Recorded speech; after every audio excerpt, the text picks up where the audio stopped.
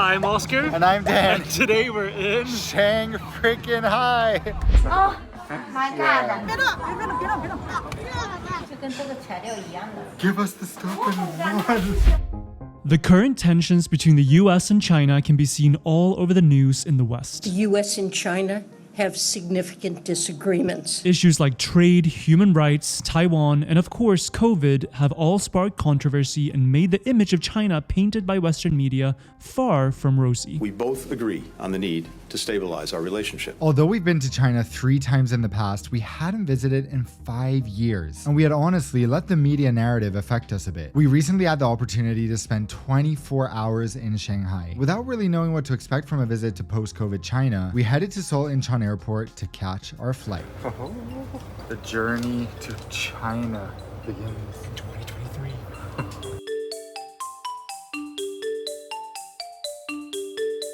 So we're making our way home towards Europe for summer, and this time the best way to fly home was via Shanghai on China Eastern. So that means we're gonna have 24 hours of transit in Shanghai, a city that we were in last time in 2018, was it? Obviously, a lot has changed since then. You may have heard of the little glitch that happened in 2020, and China, of course, being the origin of where this glitch originated. Obviously, it's changed a lot as a country, so we're very interested and intrigued to see what it'll be like during our experience there for these 24 hours. Also, it goes without saying, since we were in China 5 years ago, the sentiment in the West about China has changed a bit. So we're also feeling, a little more uncomfortable, I'd say. Last time I wasn't uncomfortable. I was super excited, but now I'm like, things are so tense.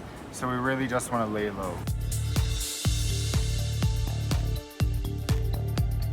China still requires a COVID test to enter, but luckily you can do it at home, so you can do it like a... You said a color test, I think. COVID test. I'm pretty sure it's a COVID test. You need to check if you're colorblind. By the way, the reason I'm wearing this beautiful colorful mask, which is not colorful, is that I got some sort of allergic reaction to the water in Thailand a few days ago. I'm hiding it for your viewing pleasure. No. But yeah, anyway, so the point of what I was saying was that we did the COVID test this morning in our hotel room, so...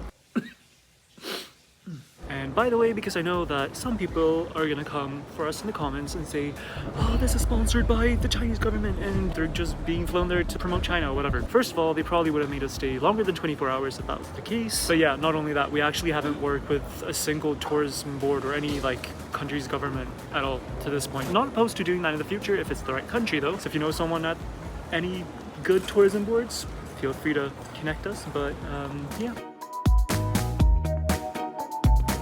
Time to go. Shanghai, here we come.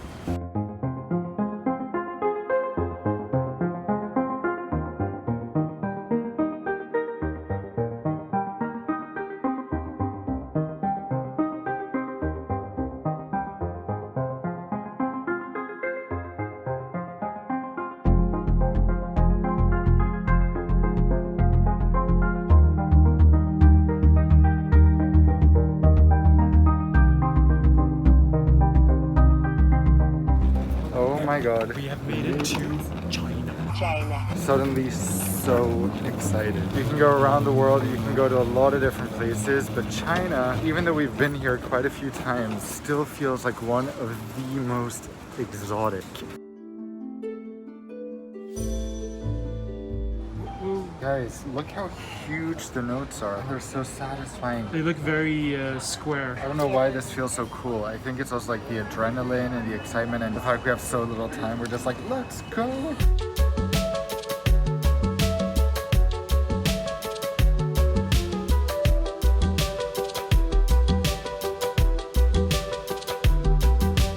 We're now in the taxi and we just had this crazy thought after not a conversation, an interaction with our taxi driver. He was asking us about the neighborhood we were going to, but he didn't understand what we were saying. I said yes, and I did thumbs up, but even that wasn't communicated. Yeah. So then eventually I said, wait. He's like, oh, just say, you should have just said that. So the point is, the thing that's so interesting is that in almost every country in the world where they don't know English, which is very, very common. Everyone understands yes, no, thank you. Like those are words that almost everyone in the whole world understands. Yeah. And that I remember the first time we came to China, we realized that this is really its own world. People don't need to know a single thing about the outside world, just like people don't know it in the US. It just adds another interesting and exciting layer to traveling. I will never forget when we first landed in Shanghai and the feeling of seeing China from above on that first approach.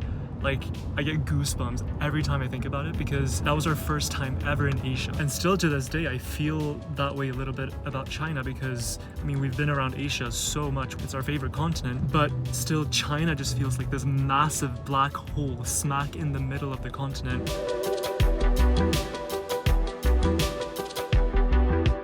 Now with the rise of TikTok, we get a much bigger view into Chinese homes and that type of thing. And you know the viral trend of showing all these like crazy, super exaggerated tech things in Chinese homes.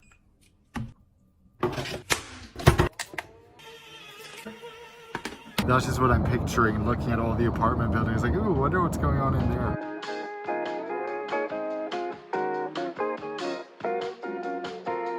Okay, everyone has been so nice to us so far. It's amazing. Like the hotel service is lit. One thing I wanted to say is that I didn't think we would be like this sentimental coming here. We've traveled so much in Asia, spent years here. This was the very first place we came and it's just so like, wow, look how far we've come. We're so excited to head out. The view from our room is insane. So Oskar and I have this running joke with our friend April Lynn from Singapore because we both started learning Chinese on Rosetta Stone. Like I was 14 or 13. We did like a few lessons each. Yeah, and they teach you the most random stuff, like the boy is swimming. The boy is eating a sandwich. Yeah, so one sentence we remember is 一个女孩子. 在游泳. Yeah. Which means a girl is swimming, I think. Yeah, so we have made up this song that we always sing just for fun. This 一个女孩子 一个女孩子孩子在游泳 Watch us get It's so canceled for stupid. that.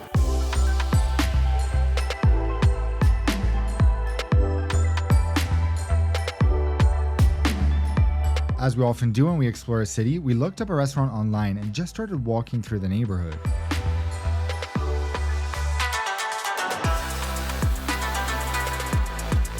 There's so many smells. Like that's the number one impression for me. Like right here on the street, it just smells like bao, like buns basically. And then secondly, it's not sweet chili sauce, but it's like that kind of like, you know, sweeter type of real chili sauce where you can see all the chilies in it. I think this is it.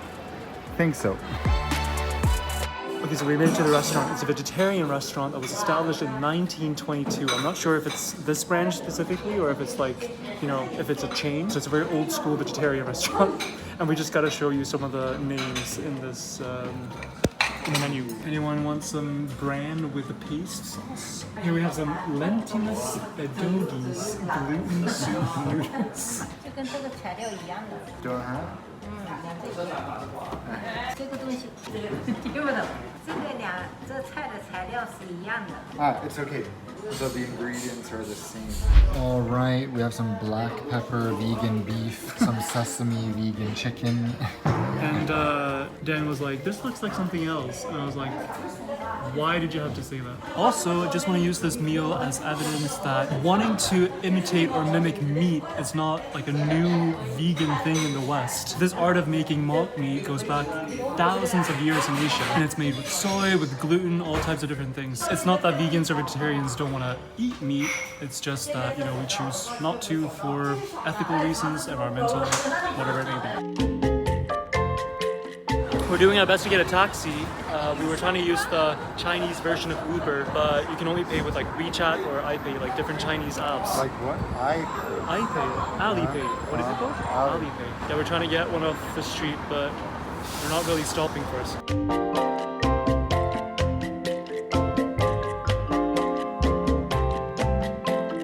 So now after Sorry, I'm just gonna fix. So now after dinner, although there's so much we want to do, the number one thing, I think if we have to choose anything to do in Shanghai, it's going to the Science Museum. That's suspicious, but it's not quite what it sounds like.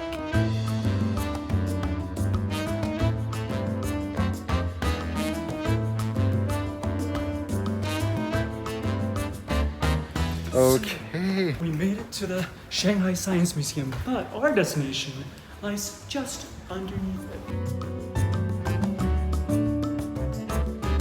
This is obviously not a science museum. This is one of the world's biggest and absolute best fake markets. You can buy all types of branded stuff. Some of it comes straight from the factory where the real stuff is made, and you can get incredible prices. We had no idea what it would be like here after COVID. We read a lot of stuff has closed down, but apparently it's starting to come alive again, and it seems pretty good right now. So the market is right in the subway station for the Science Museum, which is why people call it that.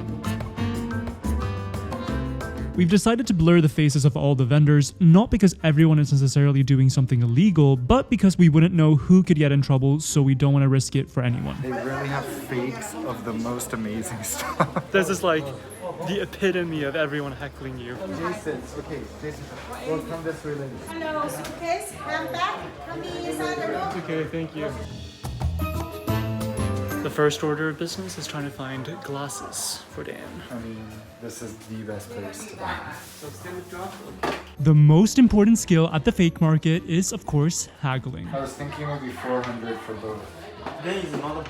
We're definitely no experts, but more than 5 years of full-time travel have definitely taught us a thing or two about getting a good deal at a market. Let's give you a 437. Okay. Okay, alright, do it. The craziest thing about buying prescription glasses here is not the price, but that they are ready in just 20 minutes. We had time to go to a few other stores before returning to pick up Dan's new glasses. I feel like coming to the fake market is like the ultimate cure for loneliness. There's always someone willing to take you somewhere.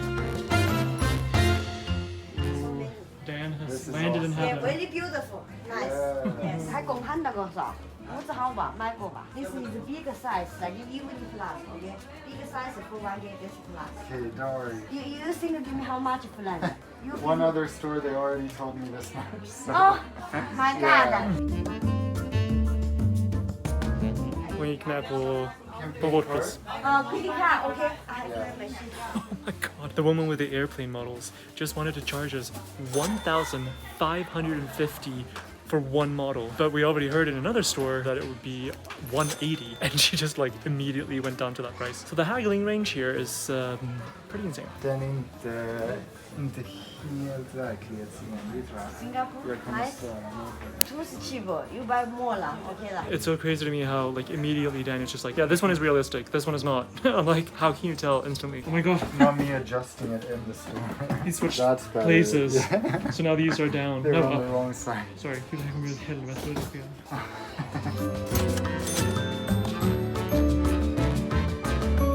The worst part is the stress because this place is like closing any minute. So we're just like, give us the stuff and run. We're really doing our best to squeeze as much as we physically can into these 24 hours. Next up, a new backpack. Real one, you can feel, right? Yeah. This one, real one, you know, real one about this price. This is real one. Yeah, for you, discount Chinese. Okay. Money. Real one. That's same. still a lot. Looks good, right? So backpack down from 1,800 to 480. Which I hope is a good deal. Like, Yeah, I think it's a lot. yeah, it still feels like a lot for a backpack, but I mean, it's good, it's nice. Yeah. I got a new wristband for my Yeah. Apple Watch. From 150 to 30. 30, yep. And then back to pick up the glasses. Show us the new glasses. Whoa. Wow, Yeah. so clean. So then, yeah, let's see. More and more shops are closing. Have we done everything we wanted to do? I don't really know what we wanted to do. Well, But we bought a backpack, we bought airplanes, we bought glasses. I got this. I guess the only thing is like workout clothes. 'Cause Yeah, they're so I was thinking expensive. suitcases, but we don't need it. Yeah. You should know that the number one thing people buy here are fake removers. We asked for the price of one, and for the best quality, it started around $800 or $900, but that can of course be brought down if you haggle. We have been here like an hour and a half, and we have bought so much stuff.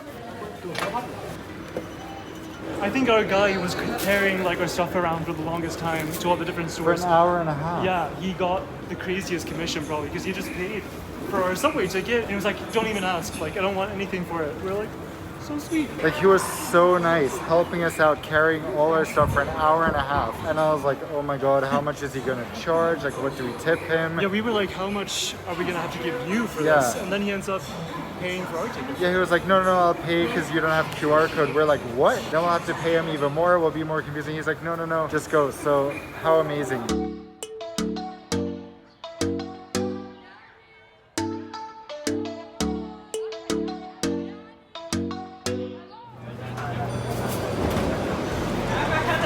Okay. Yeah, we're trying to make it. Okay, where are you?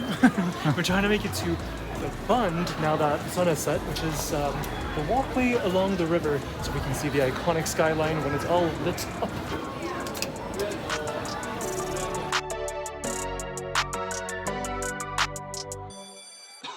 I'm so proud of us for just improvising. We just got on the subway. We weren't even supposed to take it. Took it to the stop we thought would be close. We ended up getting out on this street. So like, it couldn't have been more perfect.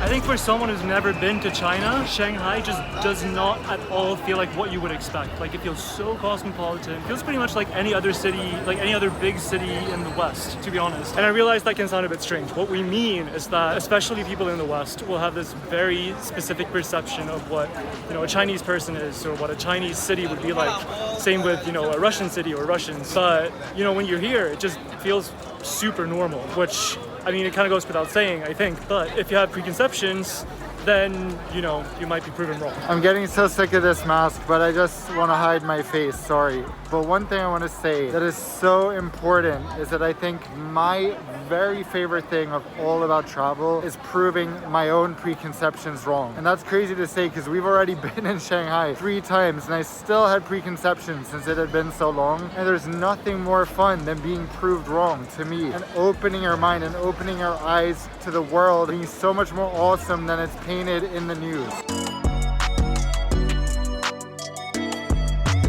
Am I really stupid or is this like Middle Eastern dessert? It's like Turkish Are we in a delight. Middle Eastern dessert store and we just don't understand?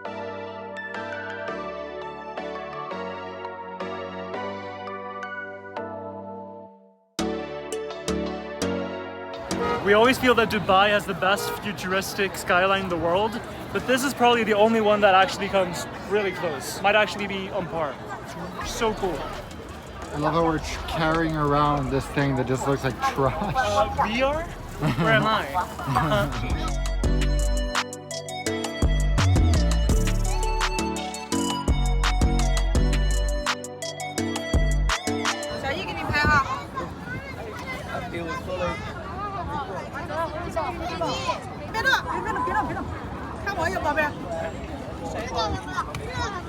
Okay, thank you. The stream of photo taking continues.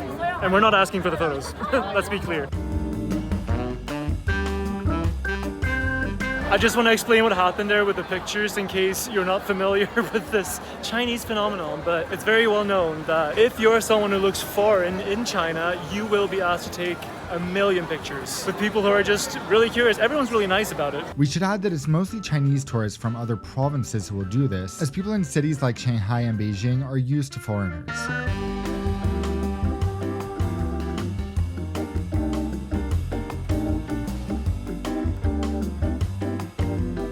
Found dinner, We're which having the most Chinese dinner you could possibly imagine, which is falafel and hummus.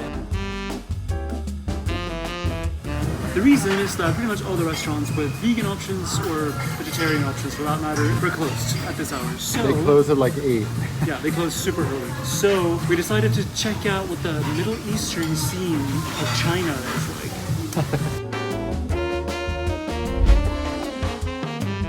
Definitely better than I was expecting for Middle Eastern food in Shanghai, to be honest.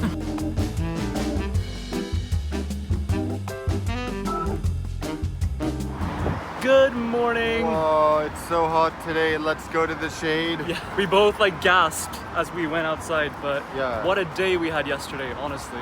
One of my best days of the year. Just so many amazing experiences. We were gonna head out at 9 a.m. It's 8:30, so that's very accurate for us. Wait, what do you mean? Behind 7 a.m. you mean? 7, what did I say? 9, yeah. Oh, We that would not have been like this. No, 7 a.m. we meant to go out at 7, So now we have about an hour and a half to do as much exploring around here as possible, and then we have to go have breakfast and head back to the airport. yeah, it's a jam-packed day.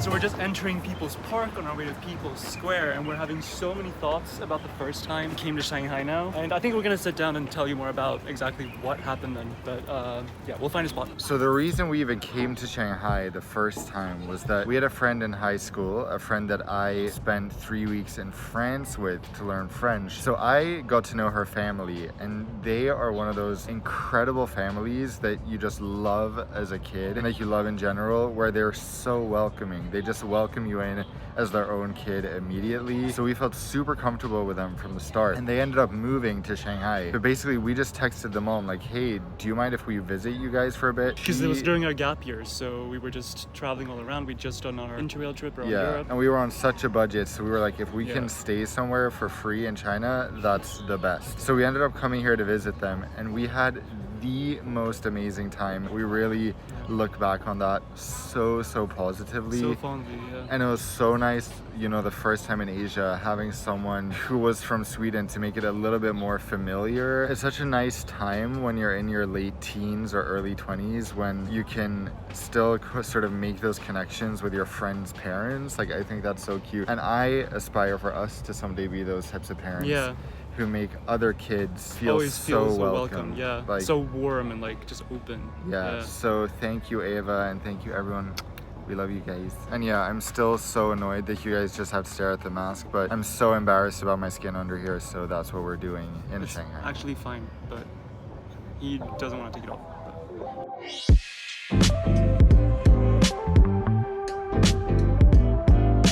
Also, it's so crazy to think about that we were 19 then, and China was our 19th country. We weren't even at 20 yet, and now we've been to 100 countries, and we're back. Like, it's just, we've come so far as people, we've grown so much, we've seen so much, our perspectives have widened like immeasurably. It's just so unfathomable to think about how much we've changed, and still this place just feels like, it felt like when we were here last time, but we view it with completely different eyes now.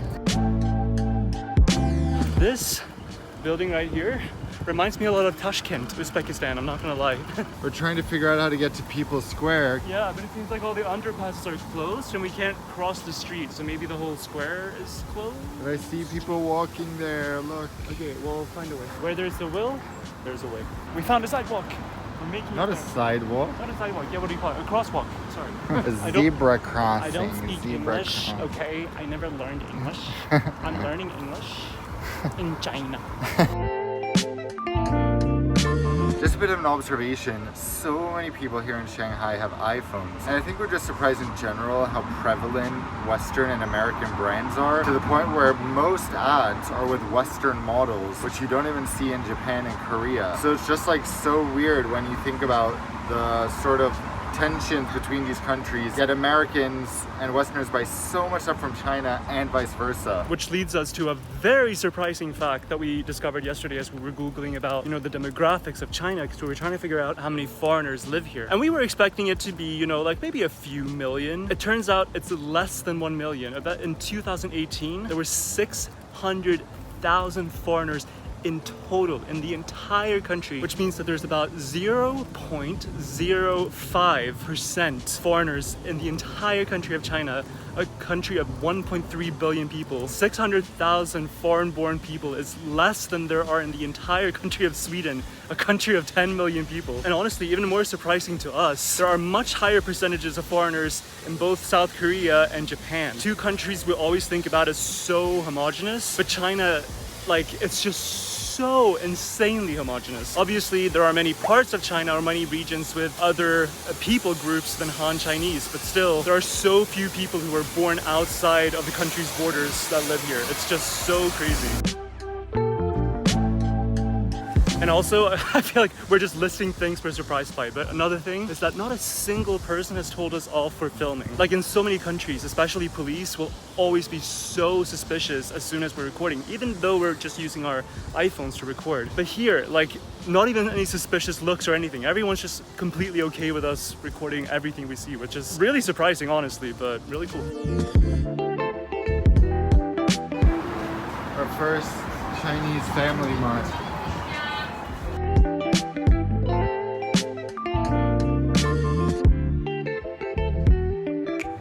So we're finding all types of goodies. Yes, and awesome vegan drinks. We love this. Milk made from plants is of course free of burden.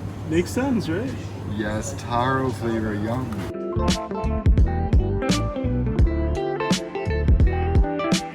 Here we go, get the taro shake. Taro is such a good flavor. Oftentimes there's always like milk powder in the taro like mix. We rarely get to try it. Okay, the taro flavor isn't that strong, but it's really nice. I like it. And it's not too sweet, which is good.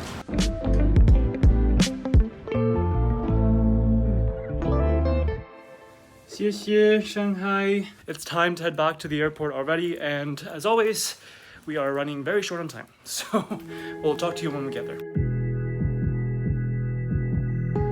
And just like that, our overnight layover in Shanghai came to an end. This brief experience was a healthy reminder that the world is not as scary as you think, especially when an us versus them narrative is pushed in the news. All the interactions we had with people in Shanghai were pleasant, even inside the rather hectic environment of the fake market. If there is anything we want you to take away from this video, is that the reality on the ground for regular people is rarely what you see in the news. Although this was just a short stop in China, and we hope to come back in the future and see more parts of the country we haven't been to before, we hope this video at least gave you a new perspective on the world and on the world's second most populous country. Guys, thank you so much for your continuous support. We appreciate all of you so much and hope to see you again in our next video. Until then, as always, see you around the world. I'm Oskar. And I'm Dan. And we're on a mission to see as much of the world as possible during our youth. So far, we've traveled to 100 countries to show that anyone can travel off the beaten path regardless of who they are. However, we realized that constantly chasing new countries isn't necessarily the most fulfilling way to live life. So now we're finding a balance by exploring more of our favorite countries and seeing new places at a more sustainable pace. We'd love for you to come along for the ride. See you around the world.